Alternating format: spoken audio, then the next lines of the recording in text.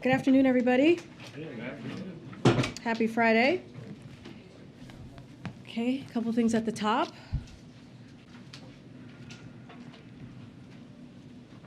So yesterday, the American College of Obstetricians and Gynecologists, a non-profit organization representing more than 60,000 physicians, sounded the alarm about a nationwide abortion ban proposed by Republican officials.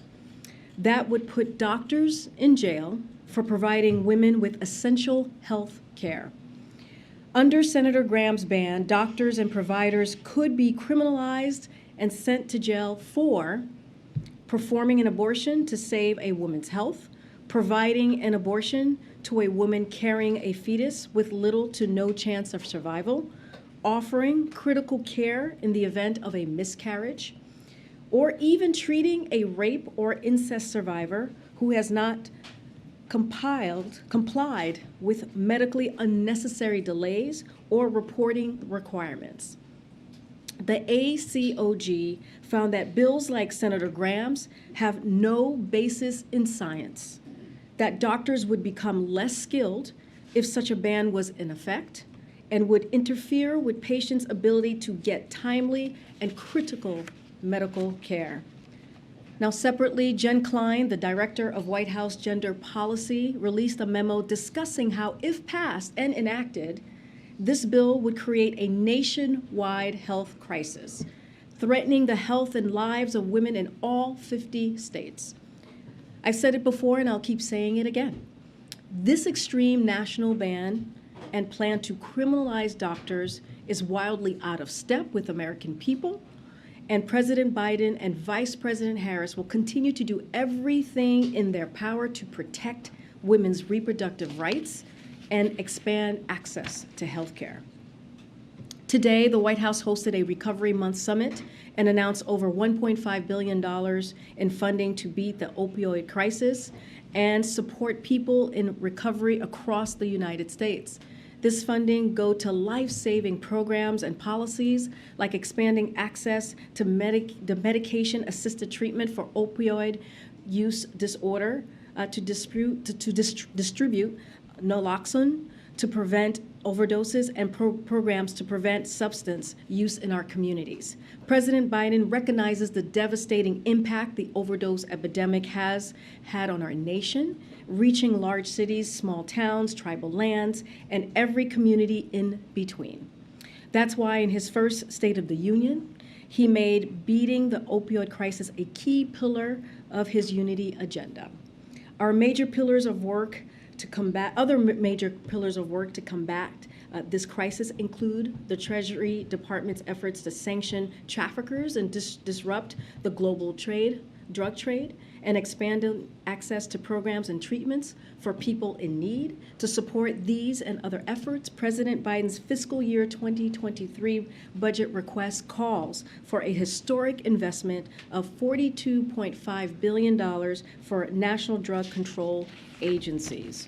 Tonight, as you all know, we will be welcoming Sir Elton John, the President and the First Lady. They look forward to hosting him at the White House for a spectacular performance on the South Lawn. The President and the First Lady will celebrate the vast contributions Sir Elton has made across his lifetime as an artist and an advocate, and they are particularly thrilled to welcome to the White House an audience of around 2,000 fans and comprised of teachers and nurses, frontline workers, mental health advocates, students, LGBTQ+ advocates, and so many others. Tonight's performance has been organized and in collaboration with and is paid for by the A&E and History channels, network channels, and will air on television at a later date. Now, this is, I think I could speak for the entire press team. This is a very sad day for the press team. It is finally happening. We are losing today, but not really losing, but Chris is leaving us today. Today is his last day at the White House as part of the press team, and we are also sad, as I said, to see him go.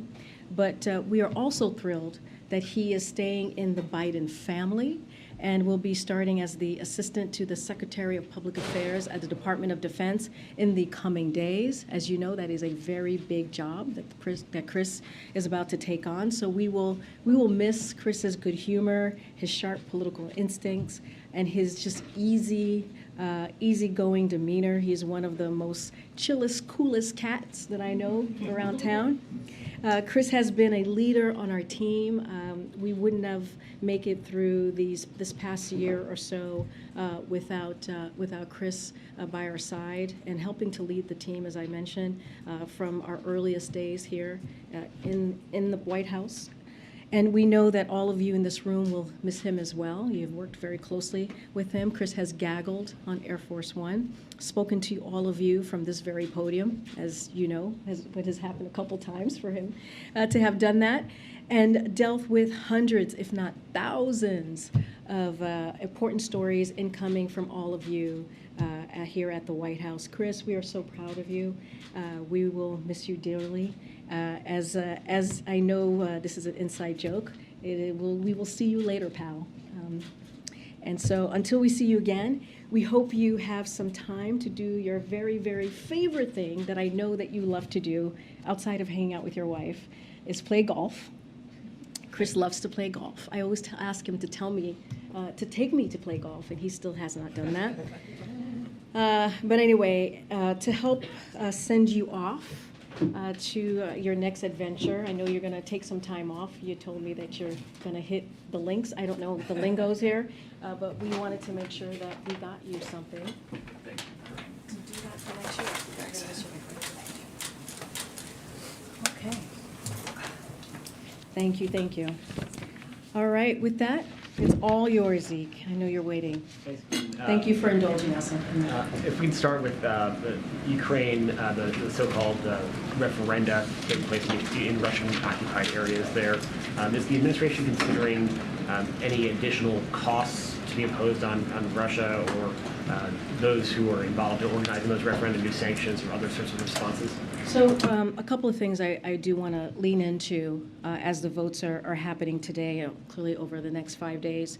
We are prepared to impose additional swift and severe economic costs on Russia along with our allies and partners in response to these actions if they move forward with annexation.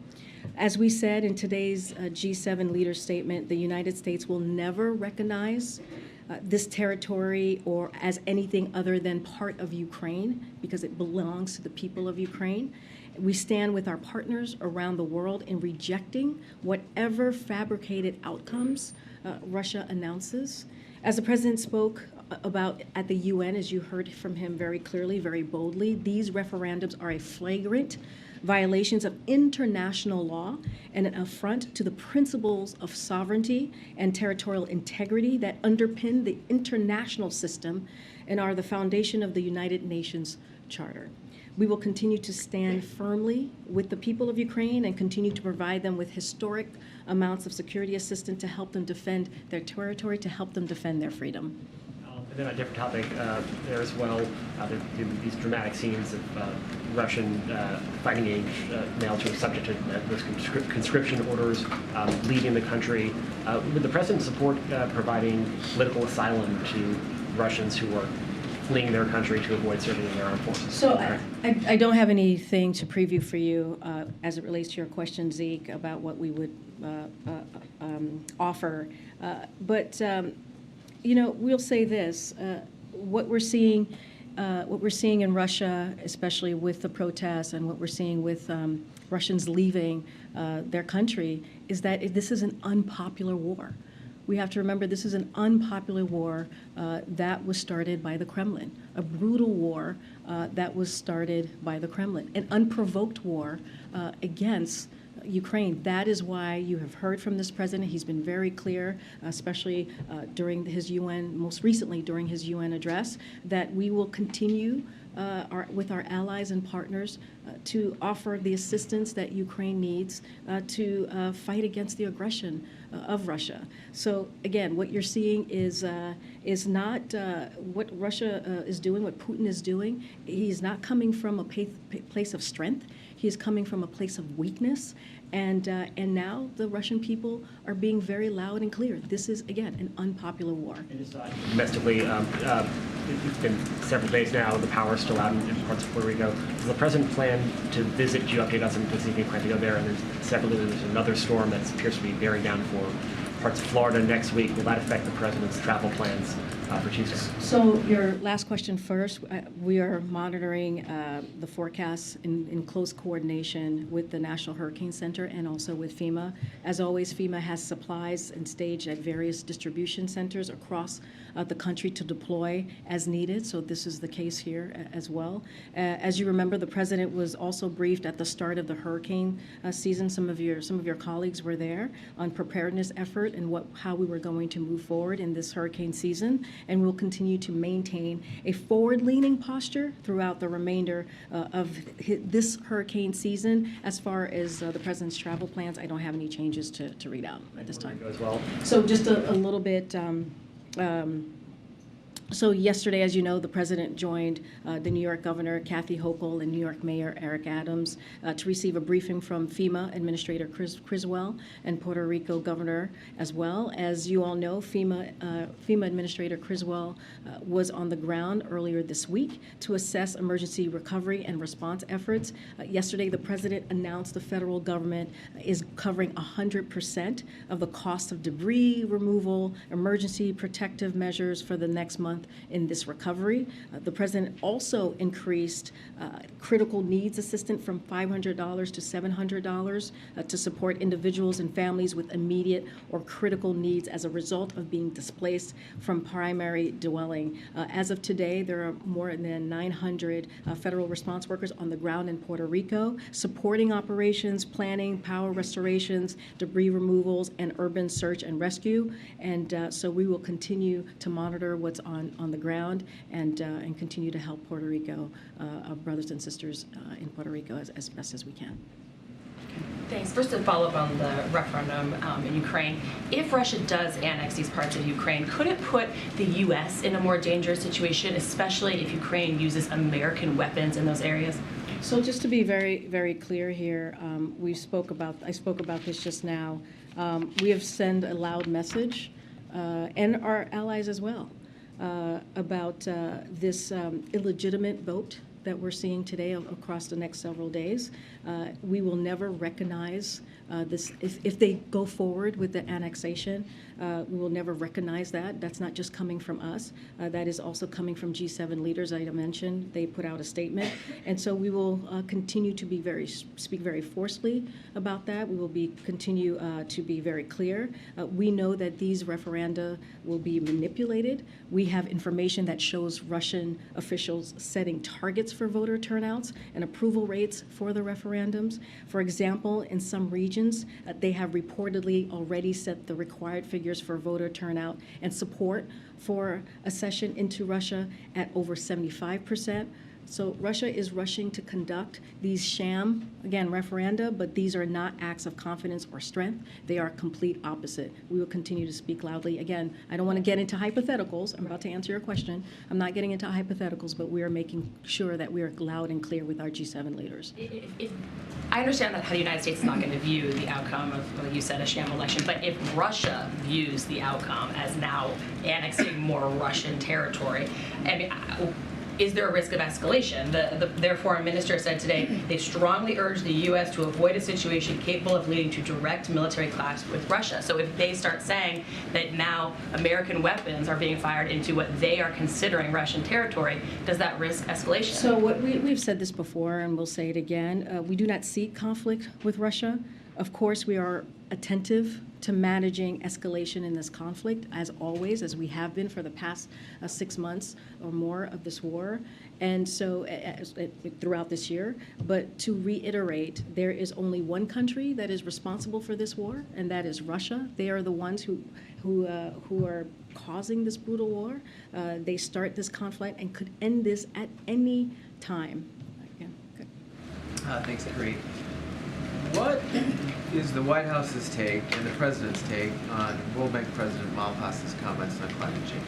And does the President still have confidence in Mr. Malpass? So I'll take your I guess I'll take both your questions first. So we disagree with the comments made by President Malpass. We expect the World Bank to be a global leader of climate ambition and mobilization as well, of significantly more climate finance for developing countries, as is the business of the World Bank. The Treasury Department, which oversees our engagement with international financial institutions, has and will continue to make that expectation clear to the World Bank leadership. And with regard to the confidence that the president has or does not have? Again, we disagree with the comments of the president. I'll leave it there. I have one other Sure. question on today's news. The markets are falling, the stock markets are falling. The dollar is strengthening significantly, the pound has dropped. What is the White House's take on that and the broader implications for the U.S. economy? So the stock market, as you've heard us say many times, is just one measure of the economy that shows how the economy is doing. And so we are always watching these different indicators closely, including the stock market. It's also important to look at what's happening on Main Street. This is something that we think is important, as you've heard us talk about, to also look at. We have one of the strongest job markets on record with 3.7 unemployment rate, and we've created 10 million new jobs in the president's 19 months in office. More people are looking for work, and we think those indicators are important as well. So because of the economic plan, the businesses are investing in America at record rates, and we are making more in America. And that is important to note as well. We always know, there's always more work to do, but the president, with his economic plan, whether it's the American Rescue Plan that got the economy started, which we see this historic economy, or the bipartisan infrastructure law, which is going to create millions of jobs and fix our infrastructure, fix our supply chain, or it's the Inflation Reduction Act. All of these are pieces of the president's economic plan that we're going to continue to work through, and is going to make sure we don't leave anybody behind. But again, this is one of the strongest job markets that we have seen on record, and so what we are seeing, and I've said this before, you've heard this from Brian Deese, is a transition to a more steady and stable growth, and that's what we're currently seeing and in the process of moving the economy into. Karine, protests are still underway in the wake of the death of Mahsa Amini in the hands of Iran's morality police. I know the Treasury Department yesterday issued those sanctions. Are there other tools the U.S. feels they have at their disposal to try to respond to this? And I was also hoping you could possibly speak to the president's personal response to it as well. So Mahsa Amini's death after injuries, as you all know, sustained while in police custody for wearing an improper hijab is an appalling and egregious affront to human rights. Our thoughts are with Mahsa's family and loved ones. And as President Biden clearly stated at UNGA, he spoke to this, we need, and this is quote, we stand with brave citizens and brave women of Iran who right now are demonstrating to secure their basic rights, end quote. Women in Iran should have the right to wear what they want, free from violence or harassment. Iran must end its use of violence against women for exercising their fundamental freedoms. There must be accountability for Mahsa's death. Again, you mentioned the sanctions that was announced by the Department of Treasury just yesterday, and Treasury also designated 7 senior Iranian security officials as well, including Iran's Minister of Intelligence, for their roles in the suppression and killing of peaceful protesters since 2019. And so we will continue to use all available tools at our disposal to make sure that we pursue accountability. And on this storm that's approaching Florida, I know that FEMA Administrator Deanne Criswell today spoke with Governor DeSantis. Does President Biden himself plan on speaking with the governor? I don't have any calls to preview at this time. Are you declining to say whether or not the president has confidence in David Malpass? I stated very clearly where we stand on that. Has the president or any of his advisors spoken with anyone else? I don't have a call to preview at this time. Thanks. Another one on Iran. Has the situation forced the administration to reevaluate its pursuit of a nuclear agreement? So We have been very clear that our number one goal is to make sure that, look, I'll start here. We have concerns. We do. We have concerns with Iran, but the JCPOA is the best way for us to address the nuclear problem. And we have been very clear that our goal is to make sure that Iran never obtains a nuclear weapon. So as long as we believe pursuing JCPOA talks is in the U.S. national security interest, we will do so. We will continue to use other tools to address other problems with Iran's behavior, but we believe this is the best path forward to make sure that we have these negotiations. UK Prime Minister Liz Truss is pursuing an economic program including tax cuts for the wealthy that's causing some economic headwinds in that country. And is the U.S. Concerned about broader economic fallout from that plan? And are you monitoring what Prime Minister Truss is trying to push through there? So I can't speak to the plan. I have not read it. I would need to speak to our team. I'm not going to really, at this time, speak to another country's plan on what they plan or not plan to do on their taxing the wealthy. So I'm just not going to respond to it at this time. Go ahead, Steve. Thanks. A number of outlets matched the Washington Post report this morning that, in addition to the public warnings to Moscow, there have been private communications. What more can you tell us about the communications to Russia warning against the use of nuclear weapons? So I'm not going to speak to any private or discussions at this time. We've been very clear. The president was loud and clear during his UNGA address about what we're seeing. We will not, the votes that we're seeing, this sham referendum is illegitimate. We've been very clear. I'm not, again, going to comment on private communications. Again, you've heard the president. He not only said it at UNGA, he said it during his 60 Minutes interview in his New York Times op-ed on Ukraine a few months ago. And so we've been very clear. And we have warned. We have actually warned about the sham referendum for many, many months. And so now we see the playbook of Putin, what he's doing right now. He is not moving forward with any strength here. This is weakness that we're seeing from him. He is losing ground in the battlefield, and this is a playbook of his that is not surprising. But we have been very clear about what if he moves forward with annexation, we will not recognize it, and we will continue to condemn those actions. Can you share a little bit about what the U.S. assessment is of how serious Vladimir Putin is about his threat to use nuclear weapons? He has threatened it before, but of course it was at the beginning of the war, and the dynamics are very different now. So if you could just share a little bit about what your thinking is of how serious that threat is. So we obviously take these threats very seriously, but we have not seen any reason to adjust our own nuclear posture at this time. Look, the consequences of a nuclear use by Russia, the president was very clear about this, especially during his 60-minute interview, would be disastrous for the world. And Russia would be a pariah on the world stage. But again, we are not seeing any reason to adjust our own posture, but we take this threat very seriously. Move around. Go ahead, Peter. Karine, on the Iranian president who was here in the U.S. just recently, why did the Biden administration grant a visa waiver for President Raisi to come to the United States, given the crackdown that we're witnessing take place in his own country?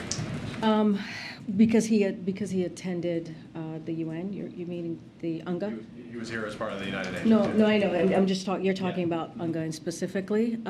Look, it is UNGA is an opportunity for, as we know, heads of states, global world leaders to come together and talk through their agreements, disagreements, how they're going to move forward, and that's what you saw.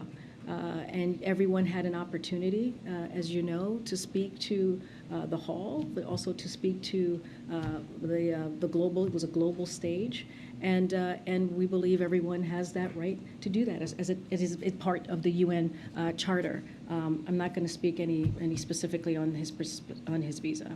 For clarity, though, there was no engagement between the United States and Iran while he was here. While he comes with the ability to do that, we did not take up that opportunity to engage with him directly. Correct? I don't have anything to share on that front. We have been very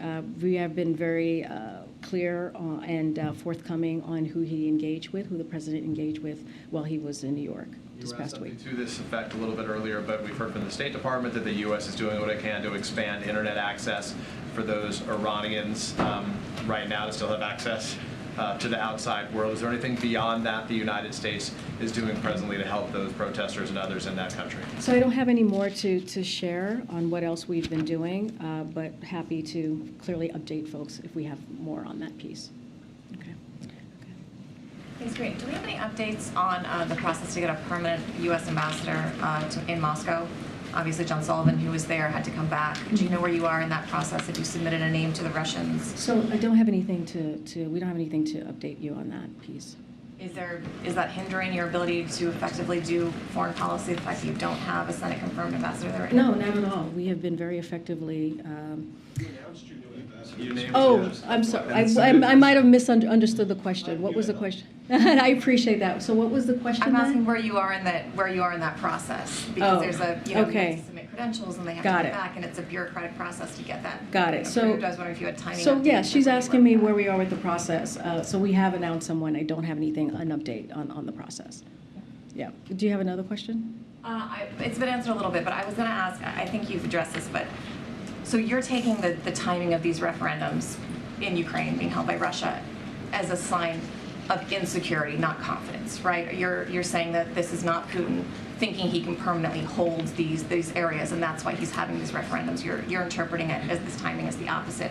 He's feeling insecure, and that's why they're holding them now. Yeah, we've been very clear on that. And we've actually have been saying for months that this is an action that Putin would take. This is part of his playbook, doing these sham referendums, these illegitimate voting process. So we have been very clear on that, that he would take this action. But again, we saw the G7 statement earlier today. You heard from the president at UNGA. He's been very clear as well. These are sham referendums. We will not recognize any, if they move forward in this fashion, we would not recognize any annexation of Ukraine. Ukraine belongs to the people of Ukraine, plain and simple. So the Federal Reserve is saying that the economy will significantly slow down to growing just 0.2% for the entirety of this year and then 1.2% for next year. Is this the stable growth the president is moving us towards? You're talking about what he said yesterday? Yeah, it was the projections the Federal Reserve came out. They projected the economy would grow at just 0.2% this year and 1.2% next year, which is pretty slow growth. And I'm just curious, is this the stable growth that you're talking about? So, I mean, I talked about this a little bit already, how we're coming off of last year's historic economic growth. A lot of that is because of the work of this president and Democrats in Congress passing the American Rescue Plan, which puts us in a position where we saw the most stable growth, strongest growth that we have seen in modern history. So it's no surprise that the economy at this point is going to slow down, is going to cool off just a bit, as the Federal Reserve takes action to bring down inflation. So the Fed's projection, as you mentioned, of growth over this calendar year implies growth between 1% and 2% in the next 2 quarters. So our goal is to bring down inflation. That's what we have been doing for the past several months, making sure that we're doing everything that we can to give the American public a little bit more breathing room without sacrificing all of the historic gains that we made this past year and life-changing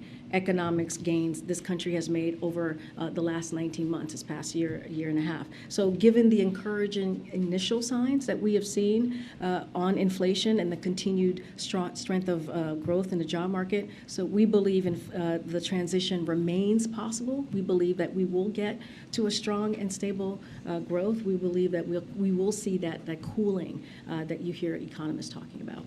On inflation, one more if I could. Americans are making tough choices related to inflation, and last week they saw the president do the celebration during the Inflation Reduction Act when core inflation rose for the first time in 5 months on that day. This week there's another celebration, 48 hours after the Fed chairman said there'd be more economic pain.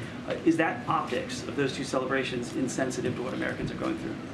So the president has always, when he talks about the economy, has made clear to understand what the American families are going through, what the American people are going through, He understands that the economy and inflation in particular, high cost, is giving some pain, to your point, to Americans. That is why we passed. That is why Democrats in Congress passed Inflation Reduction Act. By the way, no Republicans supported that. And as you know, you've heard me say it many times, you've heard the president say it many times, it is going to lower costs when it comes to prescription drugs. It's going to lower healthcare costs and energy costs. And it is one of the most historic investment to fight climate change. As we are talking about extreme weather, I've gotten multiple questions on Puerto Rico and what the people of Puerto Rico, our brothers and sisters, are going through.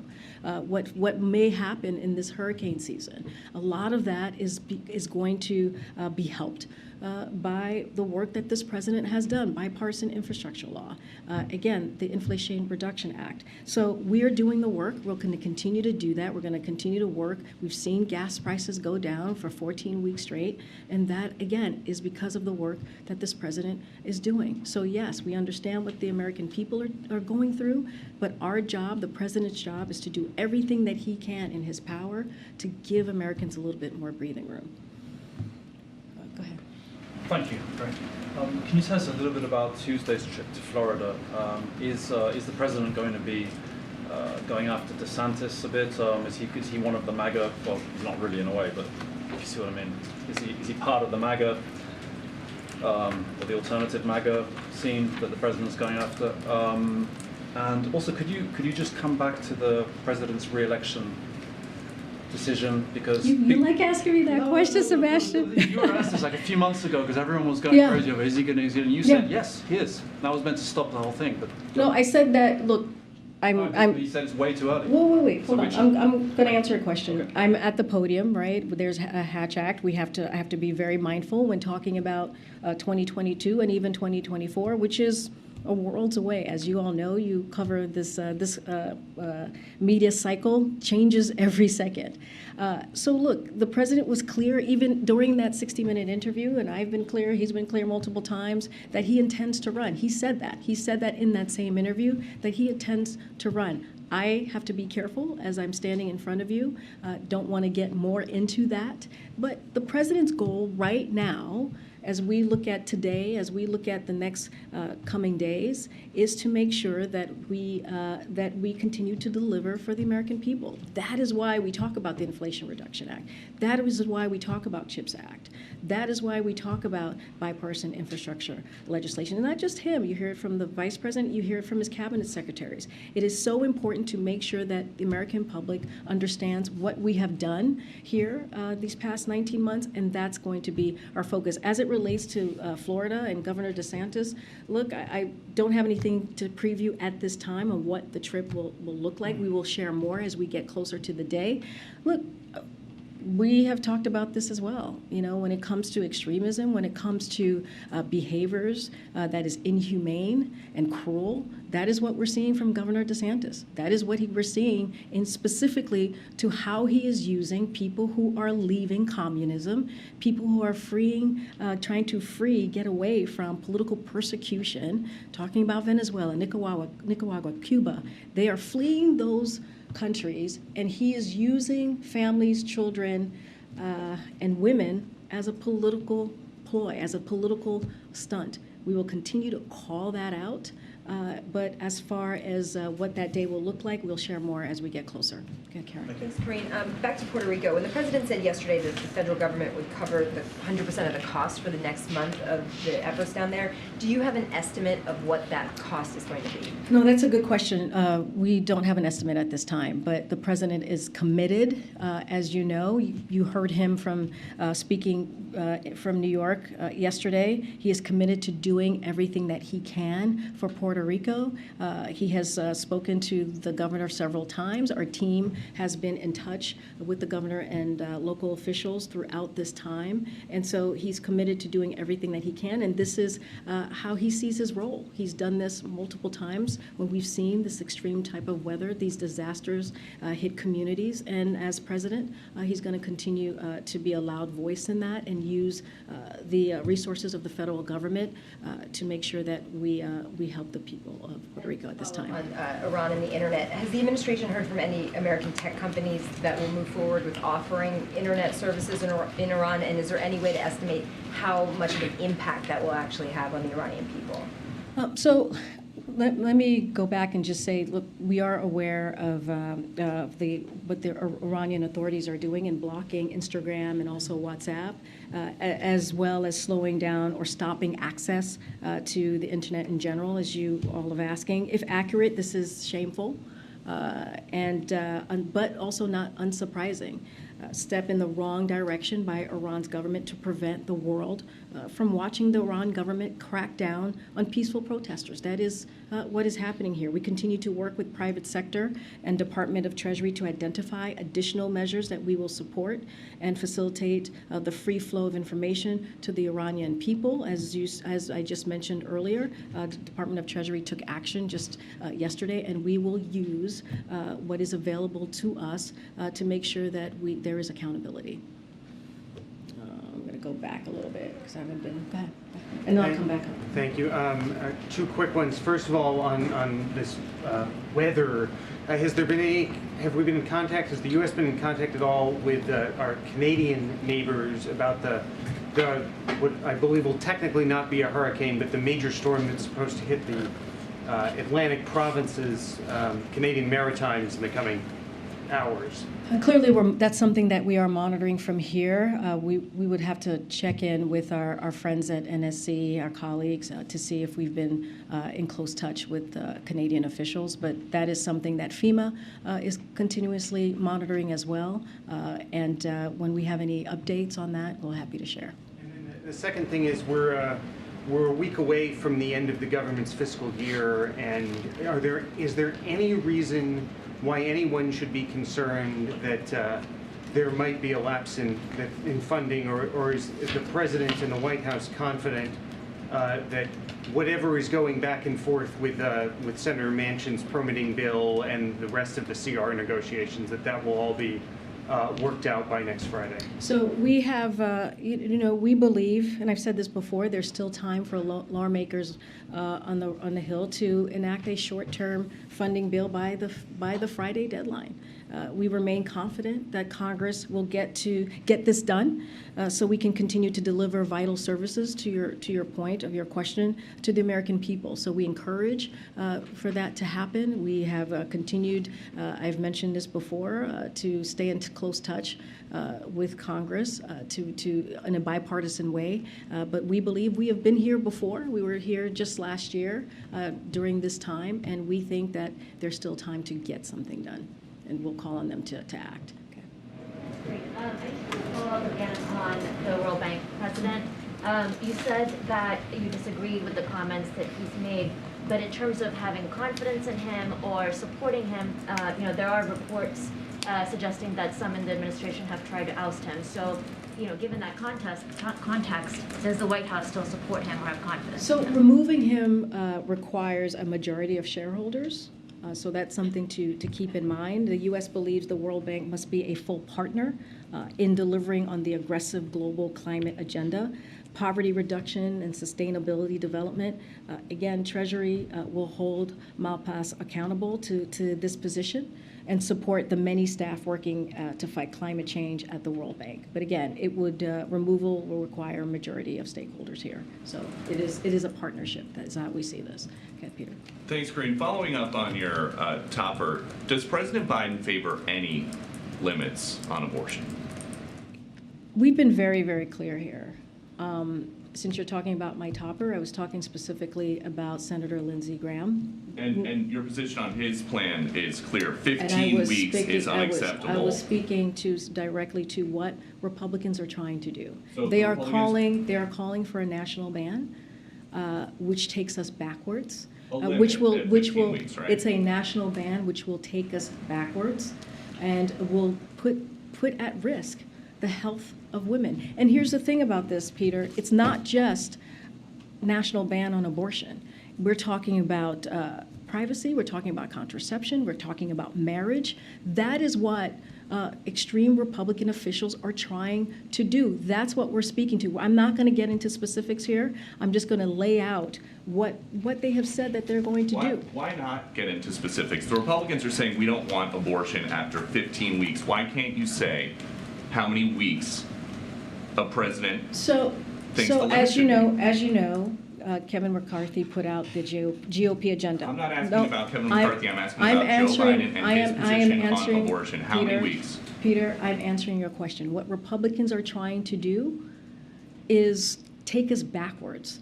They're trying to take away the rights and freedoms of Americans. That's what we're calling out, and that's what we're going to continue to call out. House Republicans oppose a pharmacy bill that would deny women essential medications.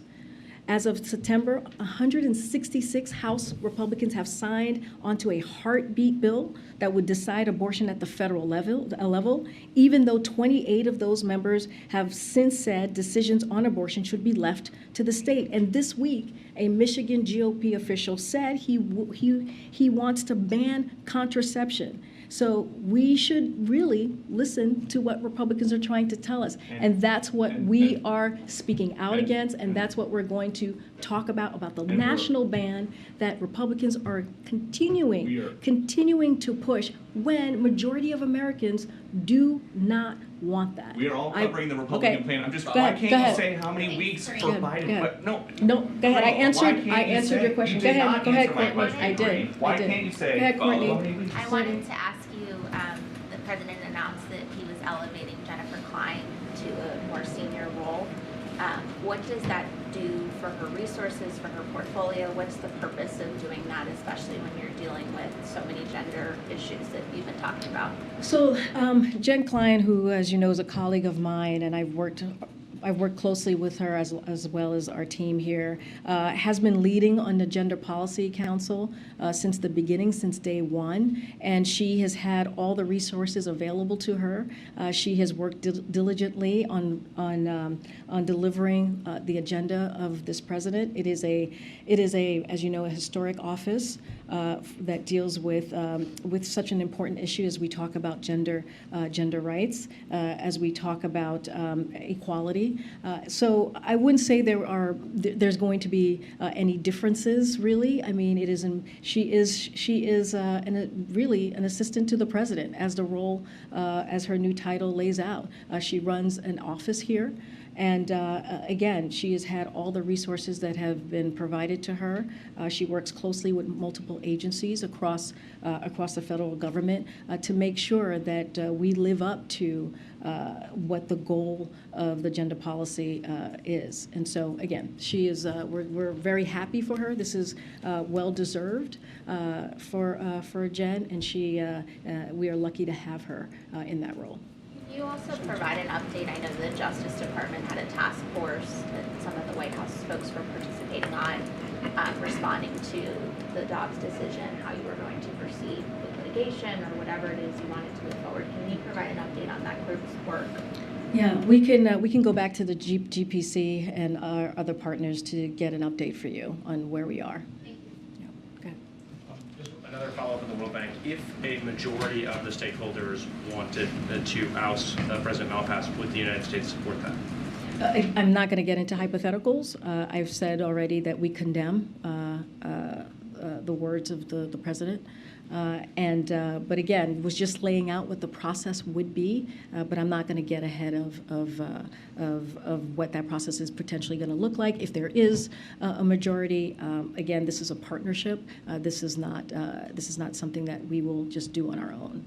And then in New York this week, did any of the president's discussions with other world leaders touch on the proposed oil price cap for Russia? And can you give us any updates on what was discussed? Yeah, that's a good question.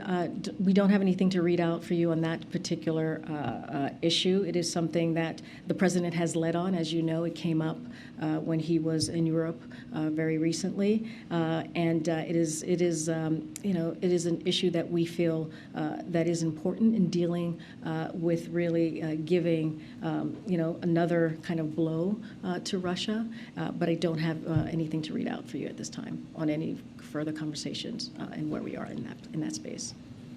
Okay. There's videos out there of drunken men in Russia brawling and resisting going to the front. Do you, in light of this conscription order, so do you assess that Putin is going to have trouble producing 300,000 members of the armed forces, or do you think he's going for far more than that? And is he capable of doing it? Look, I can't speak to what he's capable of doing or not doing, but I can speak to what these acts, that these announcements and his speech laying out what he wants to do, right? Whether it's a 300,000 more personnel. Look, again, this is not an act of strength. This is not coming from a place of confidence. It's really quite the opposite. What we're seeing from Putin is weakness. He's been losing on the battlefield. He has not made any gain, as we have known this past couple of weeks. They have not been able to achieve any of their goals, and they are losing their positions again on the battlefield. So what we are seeing is Russia that is scraping for personnel to throw into this fight. And we are seeing thousands of Russians protest against this mobilization, against this brutal war and unjust war that Russian forces are carrying out in Ukraine, and on President Putin's whim, on his orders. So again, this is not a strength or confidence here that we're seeing. This is coming from a place of weakness. It is up to Putin to see what he's capable of doing. But we are seeing from the protests, right? We're seeing very clearly that people are protesting in the street because this war is incredibly unpopular. This war, again, that Putin has started, that Putin put onto the people of Ukraine. And there's a report out of the UN today about potential or alleged war crimes in Russia, and including sex crimes of very young and very old Ukrainian people. In light of what the president has said, calling Putin a war criminal in the past, what is he doing now? So we are engaging the Ukrainians to learn more about what's happening on the ground.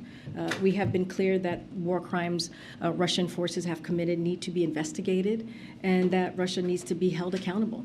So the recent discovery of mass graves in Izium is horrifying, as are the atrocities Russia has committed in Bucha and many other places throughout Ukraine. We've been very clear about that. We have been working closely with Ukraine on this issue and welcome Ukrainians' perspective on this process, how we move forward. We are also supporting a range of international and national efforts underway to document war crimes and atrocities committed by Russian forces in Ukraine, including through International Criminal Court and investigation through the UN Human Rights Council, the OSCE Moscow mechanism, and the Ukrainian Prosecutor General's Office. We are helping document, preserve, and analyze evidence of war crimes and atrocity through our Atrocity Crimes Advisory Group for Ukraine, the State Department's Conflict Observatory, and the Department of Justice War Crimes Accountability Team. It is past time for this war to end, and it is up to Mr. Putin to end this war. This war was started